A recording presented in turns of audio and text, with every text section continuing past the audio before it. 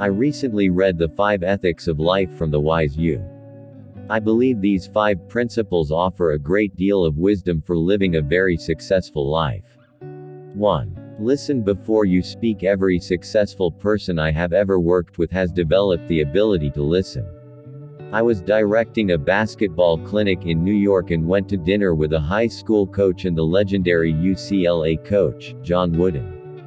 Coach Wooden's UCLA teams won 7 NCAA national basketball tournaments in a row and 10 in the last 12 years he coached. I don't think either of these feats will ever be eclipsed. If you had been at that dinner and you thought speaking was the key to intelligence, you would have thought the high school coach was John Wooden and Coach Wooden the high school coach. The high school coach did most of the talking and one of, if not the best, team coach in the history of American sport did most of the listening. My daughter, Colleen, is a lawyer who worked exclusively in the hedge fund industry. She often had to negotiate contracts where a great deal of money was on the table. So, every day when she opened her computer, she read this quote: "I won't learn anything today by talking, but I will learn today by listening." 2. Earn before you spend. I worked at a university where budgets were quite tight. When we needed more dollars in our athletic individual sport budgets or to expand something for all our sports, we were often told to earn or fundraise the money needed. I was involved with both these areas as I was the basketball coach and the athletic director chair. To better serve our student athletes, we needed to expand our weight room. Many of the athletes we recruited were from high schools where the weight rooms were bigger and better than what we had at our university. To accomplish this expansion, we had to raise the money. We reached our goal through the initiation of a golf outing that continues to serve athletics today. The same problem existed with our basketball budget. Our budget was inadequate to serve our players the way they deserved to be served. Once again, we had to earn the money before we could spend it. So, we started a clinic for Chicago area coaches.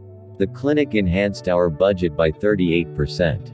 It would have been nice to be given the money for these 2 necessities, but by earning the money before we could spend it, we were very judicious in our spending. To succeed in life, you need 3 things: a wishbone, a backbone, and a funny bone. Reba. 3. Think before you write. I believe I learned 2 valuable lessons from 2 good friends on thinking before writing. My first lesson came from a very successful businessman. His advice was that it was okay to write about something you were angry about.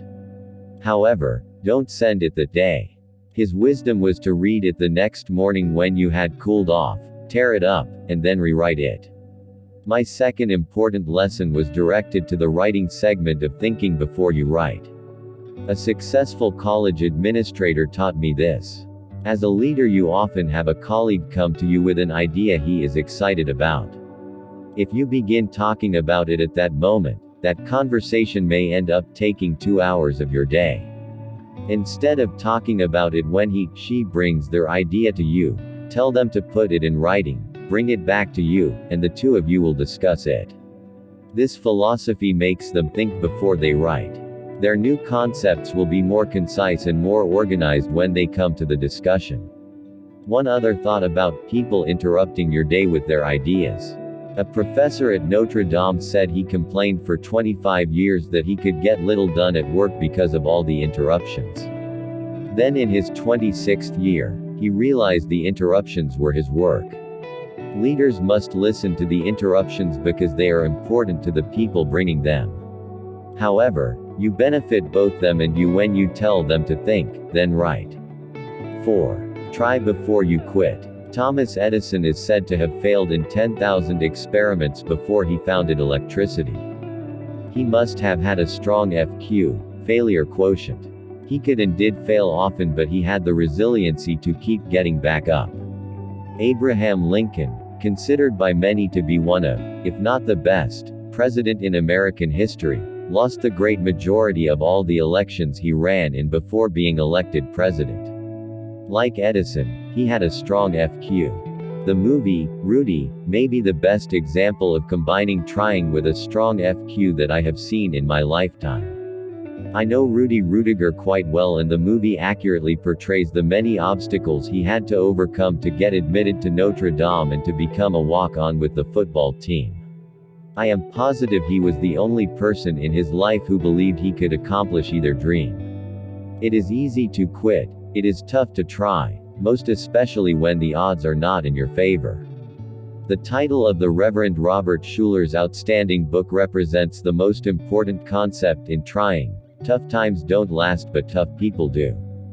5. Live before you die. I was fortunate to be asked to present basketball camps and clinics in some European countries. These events presented great opportunities for me to live before I died. This travel offered me a great learning experience. One of the best parts of these trips was how educational they were.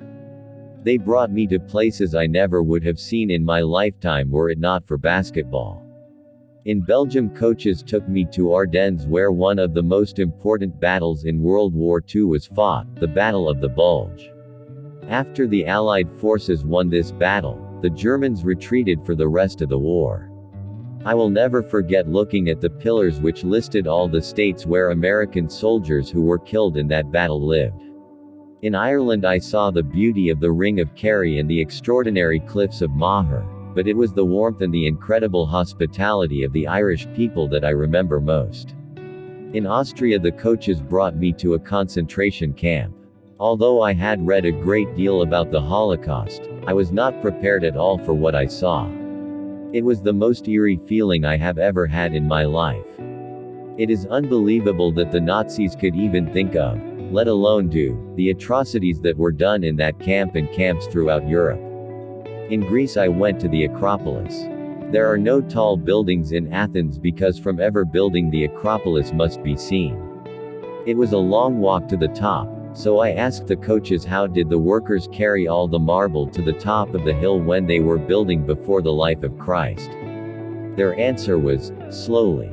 When we traveled with our team throughout the United States, we tried to have our players live before they died. They had the opportunity to go to Cooperstown in New York, Fenway Park in Boston, the Grand Ole Opry in Nashville, the Mormon Tabernacle Choir in Salt Lake City, Juarez, Mexico while playing in El Paso, skiing in Colorado, and the Golden Gate Bridge in San Francisco, to name a few.